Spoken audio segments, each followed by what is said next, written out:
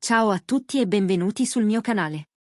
Oggi vi propongo un racconto lungo, curato e ricco di dettagli su due figure che continuano a far sognare milioni di persone, Can Yaman e Dimet Özdemir. Restate con me fino alla fine, perché ripercorreremo la loro storia professionale, le indiscrezioni più recenti e i possibili scenari che hanno infiammato il web negli ultimi giorni.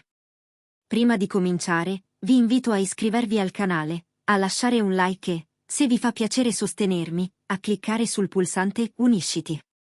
Pronti? Iniziamo. Negli ultimi anni, Can e Dimet sono diventati sinonimo di intesa sullo schermo. La loro collaborazione in una celebre serie romantica ha superato i confini nazionali e ha creato una comunità internazionale di fan che li segue con affetto, curiosità e, talvolta, con una partecipazione quasi da squadra del cuore. Il motivo è semplice. La loro chimica scenica, la naturalezza con cui passano dalla commedia al sentimento, lo sguardo che si incrocia un attimo più del necessario. Quei dettagli minuscoli che, quando funzionano, accendono l'immaginazione del pubblico. Accanto a questo affetto c'è però un'altra dinamica, tipica del nostro tempo: ogni minimo indizio viene letto, riletto e decodificato. Una parola, un gesto, un like, una foto sullo stesso tappeto rosso ma scattata a minuti di distanza. Su questo terreno, negli ultimi giorni, è spuntata un'indiscrezione che ha acceso nuove discussioni. Secondo voci di corridoio, un familiare di Can, il fratello minore, avrebbe confidato in un contesto privato che l'attore conserverebbe un sentimento profondo per Dimet. Niente dichiarazioni ufficiali, nessuna intervista, nessuna conferma dei diretti interessati. Un raccontare a me l'ha detto, uno di quei passaggi che, dal salotto di amici, finiscono per moltiplicarsi su forum, gruppi e profili fan. A questo punto è bene fermarsi un attimo e mettere i paletti giusti. Ciò che segue è cronaca di voci e analisi del fenomeno mediatico, non la registrazione di fatti comprovati. In altre parole, stiamo osservando come nasce e cresce un rumor nell'economia dell'attenzione. Ed è proprio questo a renderlo interessante, non tanto la verità o la falsità in sé, quanto il modo in cui un sussurro diventa narrazione collettiva. Secondo le ricostruzioni più citate, la confidenza sarebbe avvenuta in modo casuale, durante una conversazione tra amici, ed è stata riportata da chi, forse ingenuamente, non ha previsto la risonanza di quelle parole. Da lì, l'onda. Hashtag riaccesi, thread chilometrici, montaggi video che ripropongono vecchie interviste di Can e Dimet, cercando tracce di un affetto ancora vivo, una pausa prima di rispondere, una risata condivisa fuori copione, un complimento scambiato in conferenza stampa. È la filologia del fandom, che rilegge il passato alla luce di un presente incerto. Mentre il web si scalda, i diretti interessati mantengono la linea di sempre, silenzio e misura. Niente smentite, niente conferme, niente frasi ambigue lanciate per alimentare la curiosità. Una scelta che nel tempo li ha contraddistinti. Eppure, paradossalmente, proprio questo silenzio alimenta il racconto. Il vuoto comunicativo è come un foglio bianco su cui ognuno proietta ciò che desidera. C'è chi vede in questa discrezione la prova di un legame profondo e rispettoso, chi invece la interpreta come distanza definitiva. Per capire perché una voce del genere attecchisce così bene, basta guardare a come si sono evoluti carriera e immagine dei due. Can ha attraversato confini e mercati, imparando lingue, cimentandosi in progetti con standard produttivi diversi, costruendo una figura professionale che unisce disciplina fisica, studio e una certa classicità di star di altri tempi. Dimet ha scelto percorsi e personaggi che le permettono di confrontarsi con registri differenti, passando dal romance al dramma contemporaneo, dalla danza alle campagne moda, con la grazia di chi cerca di non ripetersi. Due traiettorie autonome, cresciute e rafforzate nel corso degli anni. È proprio qui che prende forza l'idea romantica, due vite in cammino che, nonostante l'indipendenza, continuano a riconoscersi.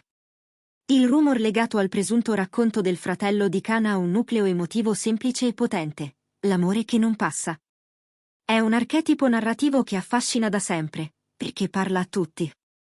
L'idea che un sentimento profondo possa sopravvivere al tempo, alla distanza, ai nuovi progetti, alle strade separate. E così ogni gesto, Anche il più banale viene caricato di significato. Un like lasciato a un collega in comune? Segnale. Una foto scattata nello stesso evento a distanza di mezz'ora? Prova. Un'intervista in cui si parla genericamente di affetti importanti? Conferma. È l'alfabeto degli indizi, che il pubblico compone in parola, frase, racconto. Che cosa possiamo dire, allora, senza scivolare nella pura fantasia? Possiamo dire che tra Kane e Dimet c'è e probabilmente ci sarà sempre stima professionale. Possiamo dire che i due hanno imparato a muoversi con cura per non bruciare la loro immagine nella loro vita personale.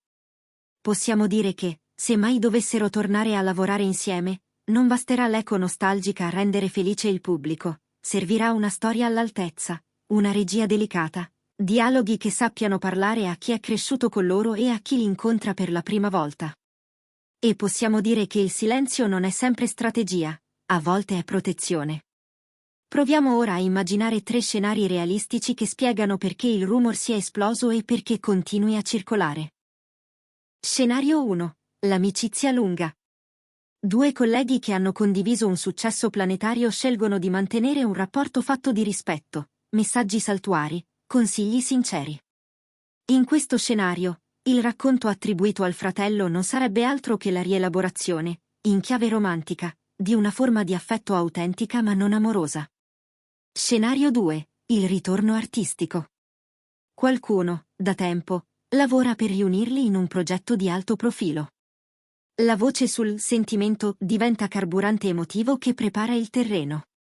Se così fosse, la prudenza dei due potrebbe avere il sapore di una regola produttiva, parlare quando c'è un contratto e una data, non prima. Scenario 3. Vite parallele. Ognuno ha la propria strada, i propri obiettivi, i propri equilibri. La frase che circola, vera o no, sopravvive perché rassicura una parte del pubblico, anche se il futuro non li incrocerà più, c'è stato qualcosa di speciale che non si dimentica.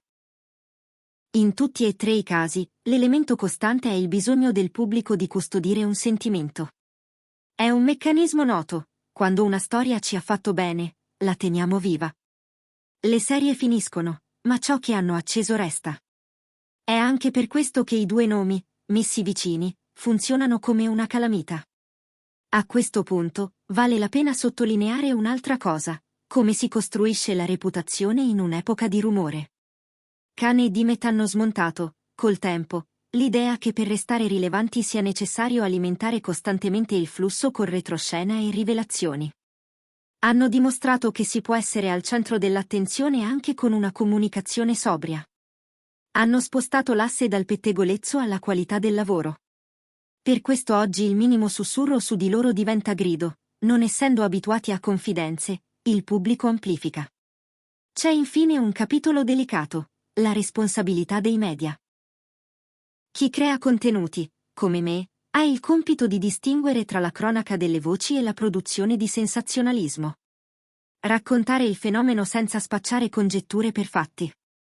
È una linea sottile, ma necessaria. Perché dietro ai nomi ci sono persone, e dietro alle persone ci sono famiglie, amici, colleghi. Qualunque sia la verità sul presunto racconto del fratello di Khan, c'è un messaggio che a me piace trattenere, l'idea che esistano legami che restano benevoli. Non il possesso, non l'esibizione, non il noi contro tutti, ma la possibilità di guardarsi con gratitudine. Se mai le loro strade dovessero tornare a incrociarsi in un set, sarebbe bellissimo vederli raccontare una storia adulta, che parli di seconde occasioni, di scelte consapevoli, di libertà di volersi bene anche senza cornici predefinite. Prima di salutarvi, vi lascio 3 domande per continuare la conversazione nei commenti. Se poteste scegliere, preferireste rivedere Kane e Dimet in una commedia romantica o in un dramma contemporaneo più maturo? Pensate che il silenzio dei diretti interessati sia la strategia migliore per proteggere la loro vita privata, oppure alimenta troppo le speculazioni? Qual è la scena del passato che, secondo voi, racconta meglio la loro intesa? Se questo approfondimento vi è piaciuto, lasciate un like, iscrivetevi al canale e attivate la campanella per non perdere i prossimi video dedicati al mondo delle star turche. Qui cerchiamo di raccontare con rispetto, curiosità e attenzione ai dettagli, perché le storie più belle meritano di essere ascoltate senza fretta. Grazie per essere arrivati fino alla fine. Ci vediamo prestissimo con un nuovo contenuto. A presto e buona giornata!